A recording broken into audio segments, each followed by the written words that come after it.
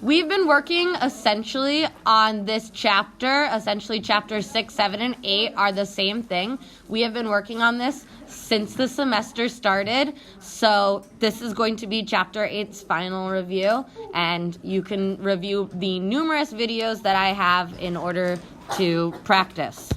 So here we've got this. We've got our linear equation. That is going to be y equals mx plus b. We looked at this yesterday. We probably looked at it the day before. We probably looked at it all the time. Now, we know that our m stands for our slope. Our slope is our rise over our run, aka the y value over the x value. And b is our y-intercept. That's the y value when x is equal to 0. Now, I'm going to try to teach you everything about linear equations so far, so you better take notes. There are several ways that you may see linear functions. You may see them in equation form, you may see them in graph form, or you may see them in function table form, and we will learn all three. So, for an equation form, you may be given an equation and asked to graph. In this case, you will complete a t-chart, which is essentially a function table, to find out the ordered pairs. So you'll be given your formula. You'll be given the numbers for y equals mx plus b. You will be given the m and the b. You make up an x, and you solve for y. So that's pretty simple, and we'll show you some examples. For example, here's our equation. We were given y equals x plus 3, and I created my t-chart. I used 3 points. So you always want to pick at least 3 x values. You need to pick at least 3 x values. So with this one, who can tell me what my slope is? What is my slope in this case? Let's see. Miles. Our slope is not 3, but that is a good guess. What do you think it is, Daniel? X is not a slope, that's a variable. Michelle? It is 1. So Daniel is on the right track because he saw that. But it's the coefficient in front of the variable. It is never the variable. The variable is not a slope. That is your variable. And so Miles then, what is our y-intercept? What's the b? That is 3. Exactly. And that makes sense because let's see. When I plug in 0 for x, so I go over here, and I'm going to put y equals 0 for x, and we already know that we have that plus 3 for each of them. What's 0 plus 3 equal to, Hannah? 0 plus 3. Exactly, it's 3. So our b, our y-intercept, is whatever it is when x is 0, which means it is that constant. It is the constant number that comes there. So now we have when x is 0. Now let's put when x is negative 1 and when x is 1. When x is negative 1, what do I get, Rafi? It's a good guess, but we're not subtracting. Ben? We get 2. So in this case, we owe $1, and then we get $3, and so now we have $2. If you're ever having trouble with negatives, make a number line. Always count the little bunny hops. And then lastly, 1 plus 3. What's 1 plus 3, Tobias? 4. Exactly. So if we were to graph these, at negative 1, it's 2. At 0, it's 3. And at 1, it's 4. Let's take a look at this. How much am I increasing each y value? Anita? 1. And doesn't that match our slope of 1? Yes, so now we've since proved that our b is correct and that our m is correct. So we've proved those both. And now it's time to graph. Essentially, we already know that when x is 0, right down here, y is going to be equal to 3. So we just boop that right there. You don't even need to make a t-chart to boop that one right there. Then when x is negative 1, which isn't on here, but I'll just put it there. When x is negative 1, we get 2 right there. And when x is 1, we get 4 right there. And as we can see, it make line. It line. So we see that it's a line right there. And we see our slope, our rise over run. Are you ready for this? We rise up 1 and then go over 1. So our rise is 1 over 1. So our slope again is 1. So that's the way that we can look at this. Here, I have negative 2x plus 2. So I want to fill this out. Once again, I like using my negative 1, 0, and 1. So in this case, I have to fill in my equation. I'm going to have negative 2 plus 2, negative 2 plus 2, negative 2 plus 2. And in this case, I'm going to fill in my x values. Here, I'm going to fill in negative 1, 0, 1. So all I'm doing right now is filling in my t-chart. Before anything else, who can tell me the y value when x is equal to 0? What is it, Adriana? It is 2. Because that's just what the constant is. That's what our b is. We don't even need to do any thought with that one. So when x is 0, y is 2. Excellent. For the other ones, we need to do a little bit more work here because we got y equals 0 plus 2, y equals 2. What is negative 2 times negative 1, Elsie? Elsie said a negative times a negative is a positive, so it would be 2. So we would get y equals 2 plus 2. So y is equal to 4. So here, for negative 1, we get 4. What about this last one? We plug in 1. Jasmine, what is negative 2 times 1? 1. Good guess. But if I have negative 2 one time, what's my answer? I'm here, think you said. Malia. 2. Not 2. Negative 2. I heard you. I know.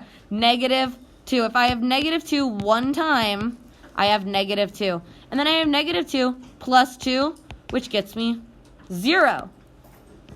Do I care when my y value is 0? Does that mean much? No.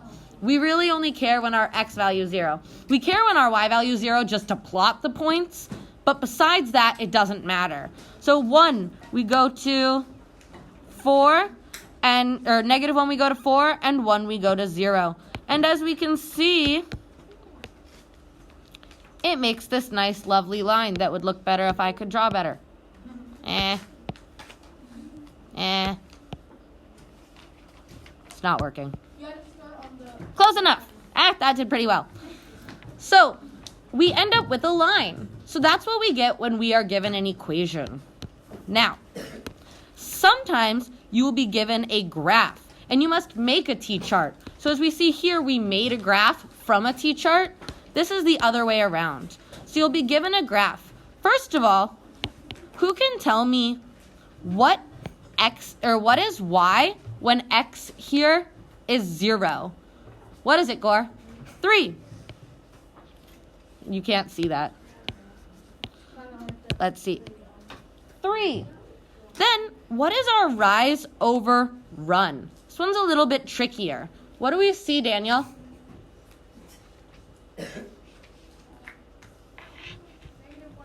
Yes, we see negative 1/5. The way that we got that is we pick 2 points that happen to land nicely on a corner, aka this point lands nicely on a corner right there, and this point lands nicely on a corner right there. Do you see how the other ones don't line up nicely? What about the other one? So, yes, this one also does. So then, in order to test it, we see that we go down 1. I'm going to make this in a brighter color. We see we go down 1, which is why we have a negative 1, and then we go over 5. So it's rise over run. We went down 1, and we went over 5. So when we go down, it becomes a negative. What would our y equals mx plus b formula look like here? What would it look like based on the information we were given? We now have our slope and we have our y-intercept. So what would it be, Daniel? 3 plus -1. You're on the right track. What do we think, Gore? Y equals negative 1/5 x plus 3. Exactly. You can't forget that variable. Y equals negative 1/5 x plus 3. Excellent. And here, if I wanted to test it, here I see when x is negative 5, my y is 4. Let's check that. What's negative 1/5 times 5? What's negative 1/5 times 5? Rocco. It's not 0. That's a good guess. Gore? It's not 1. Almost. Wait, is it 1? Oh, it is negative 5. I'm wrong because it's negative 5. Yeah. Technically, he was right, although it would have been negative 1. But because the answer is negative 5, he is correct there. So negative 1 times negative 5, and negative times a negative is a positive. So we get the answer to be 1. 1 plus 3 equals 4. And hey, that's our 4. So that's how we would deal with it in this situation. Now, as such here, what would our y equals mx plus b be? So now we've got something x plus something. When x equals 0, Matthew, what is our y value? So Matthew told me that when x is 0, which is right here, our y is 1, which means that we are going to get y equals something x plus 1. And then what's our slope? We want to see how much we go our rise over run. Elsie? She says 2. Let's see. We go up 2 over 1. Rise over run. 2 over 1 is 2. So our equation would be 2x plus 1. Let's check this point right here. We got a negative 1, negative 1. So when x is negative 1, we're checking to make sure our equation's correct. Let's plug that in. What's 2 times negative 1, Emerson? Go ahead. Perfect. Emerson had 2, but a negative times a positive is a negative. So, oops, that's not there. So we get negative 2, and then we add plus 1. Negative 2 plus 1. If we owe $2 and then we get $1, we still owe $1. So look at that. That matches our negative 1, negative 1. We have since proven our equation is correct. Here, very quickly, I'm not going to be solving this one, but who can tell me first, what is our y-intercept? What is our b value here? This should take you all but 5 seconds. Michelle? 4. Because when x is 0, y is 4.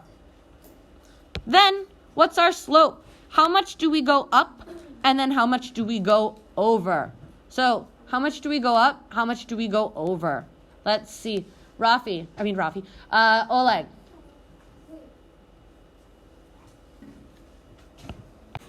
With this, we know our slope. We go up 4 and we go over 2. So our slope is 2. We get 2x plus 4. It's as easy as that. Now, function tables. These are basically sideways t-charts. They're basically sideways t-charts. Now, here's a function table, and here's an equation. The way that we solve this is when we plug in for our x values. So we're going to plug in each of these at a time for your x value, and then simply solve. So when I plug in negative 1, I get negative 3 times negative 1. What do I get for that? Jaden. A negative times a negative is a positive. 2 wrongs don't make a right, but 2 negatives make a positive. So, Tobias, what is negative 3 times negative 1? 3. So we get 3 plus 2, which gives us 5. Now let's see here. We plug in 0. This part just goes away because we plugged in 0, and we know our answer is 2. If I plug in 1, negative 3 times 1 gets me negative 3 plus 2. What's negative 3 plus 2, Fernando? Perfect, negative 1. Then I'm going to plug in 2. Negative 3 times 2, that is 6. Or negative 6, I get negative 6 plus 2. What is negative 6 plus 2, Miles? Negative 4. So we're looking at this. And again, I want to check it. When x is 0, y is 2. So far that matches. And then, how much is my y value changing every time, Gore? By what? Yes, by going down by 3. So that part matches that part. Sometimes you are given some y values and must figure out an equation. For example, I have this right here. I have y equals something x plus b. First of all, who can tell me what our b value is? Who can tell me what our b value is, Elsie? 2. It is not 2. It's a good guess. What is it, Jenna? 5. Because our b value is when x is 0, y is 5. So then we need to find this. Here's the first thing. What's our slope? Who can tell me what the slope is? What is it, Ben? Plus 2. Because we are going from 3 to 5, plus 2. So I get 2x plus 5. If I plug that in, 2 times 1 is 2. Plus 5 gets me 7. 2 times 2 is 4. Plus 5 gets me 9. And hey, look at this. Each time I'm going up, that plus 2. That times 2 right there. The 2 is our slope. Every single time I am going up by that amount. So sometimes we're given those y values. Other times, you're exclusively given y values. So in this case, you'd have to plug those into the equation that they gave you. If they didn't give you an equation, you'd need to figure one out yourself. And I'm going to give another example of that on the next slide.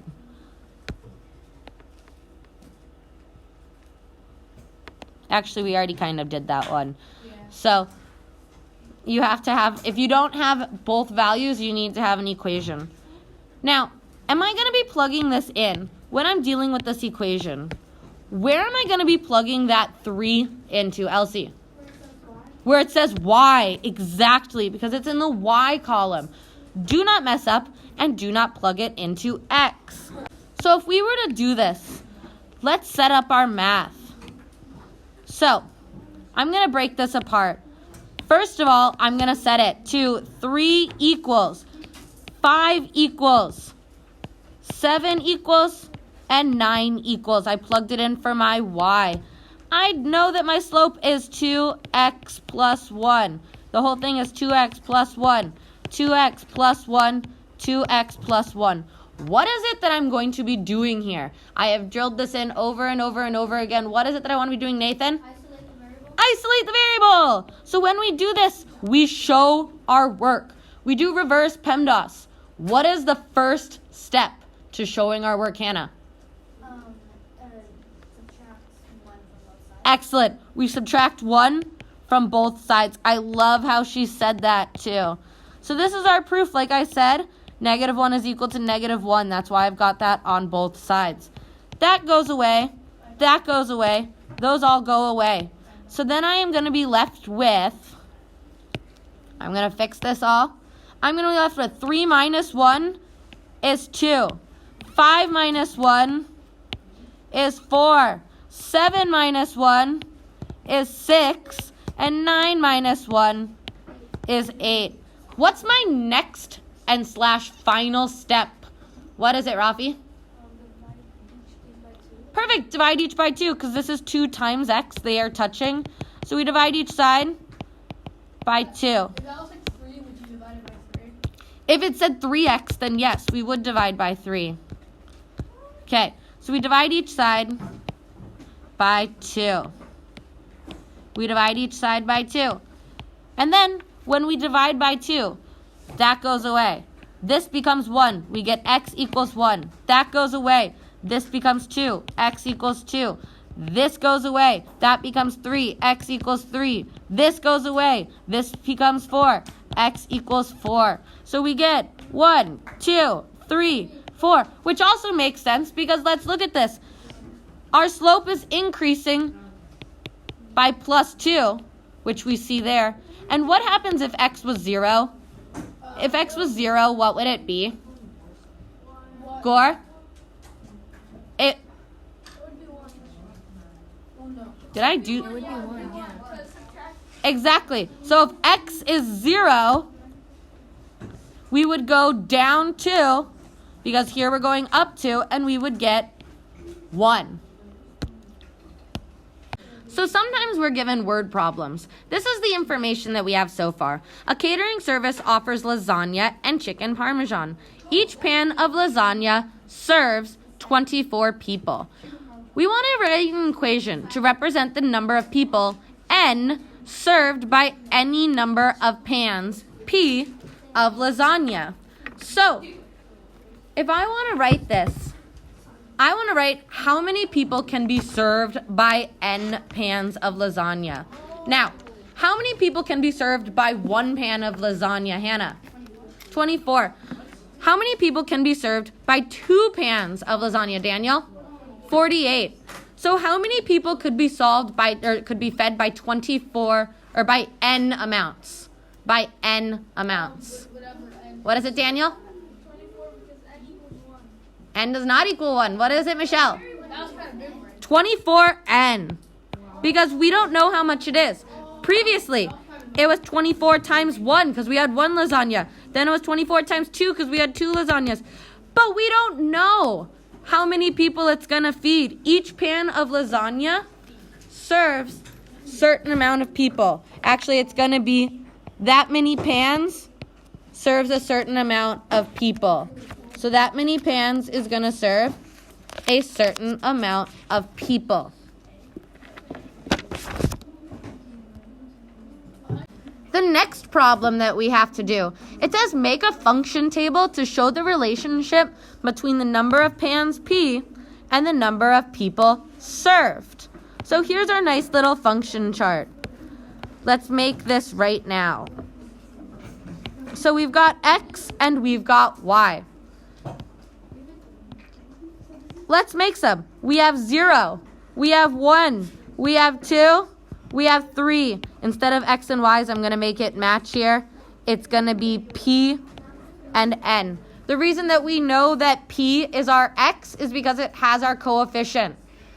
The reason we know that P is our X is because it has our coefficient. Remember, coefficient is the number that touches the variable. Constant is the number that is all by itself.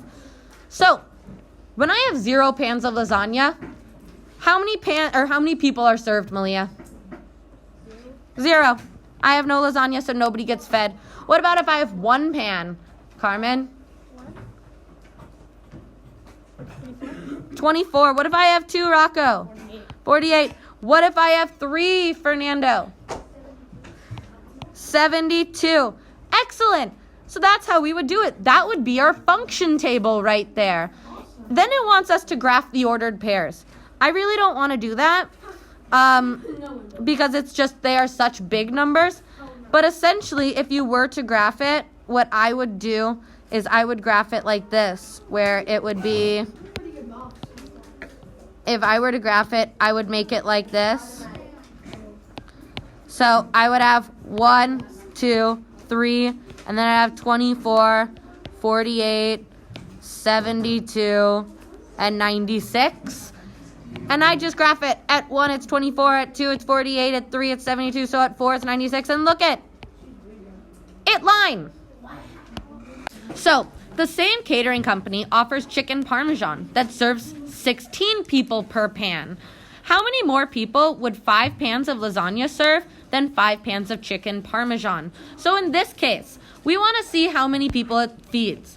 So for one of them, I'm going to say it feeds N amount of people, and the other one I'm going to say it feeds M amount of people, just so we can differentiate. Chicken parmesan. How many people does chicken parmesan serve, Daniel? How many people does chicken parmesan serve, Alinza? It serves 16 people per pan. And then the other one, we know it serves 24 people per pan. Now we have 5 pans. We want to fill in for 5. 24 times 5 is 120. 16 times 5 is 90. No. It's 80. Yeah, you're right. It's 80. So then it asks, how many more people would 5 pans of lasagna serve? 44. It would serve 40 more. Wow, I did that. Exactly. So you need to be able to write equations from graphs Function tables. Be able to graph things. Be able to use function tables. Study this. Okay.